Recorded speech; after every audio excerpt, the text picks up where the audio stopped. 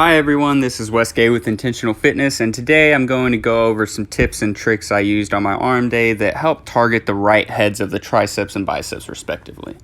So here to start out with, I started with a single arm variation of a tricep rope extension. The main points of focus here are to keep the elbow really tight to the body. We're not letting it drift up at all. We're not pulling it down with our shoulder. And then at the very bottom of this of the movement, we're actually going to push our wrist back towards our elbow, almost trying to get that pinky closer to our elbow or our wrist, in order to really get that lateral head of that tricep to pop out there.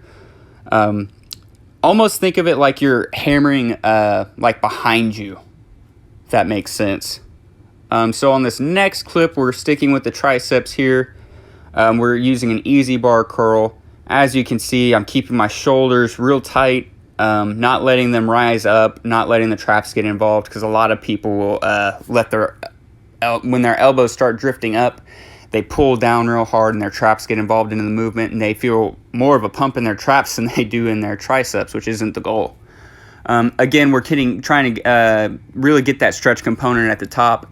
And then at the bottom of the movement, you'll notice I'm not quite locking out all the way. And the reason I'm doing that is because at the bottom of the movement, when we lock out all the way, oftentimes we get a lot of forearm activation, and we're not trying to activate the forearm. And one of the tricks that you can use to avoid that, as you'll see here, is to unwrap your thumbs around the bar so that you're not squeezing the bar as much. So here on this easy bar curl for our biceps, we're keeping our shoulders and elbows in this fixed position. My elbow is forward in this so that I actually get a much better stretch on the bicep. This is also going to help with a better contraction in the long run. We're not curling our wrists up. We're keeping them in a pretty fixed position the whole time so that we're not getting, like I said, forearm activation. And this last one is going to be basically a hammer curl variation with a rope in order to hit that bicep brachialis. So again, we're keeping our elbows in that similar position that we had them before, but this time whenever we come up to the top, we're actually rotating that wrist out to get that brachialis to pop.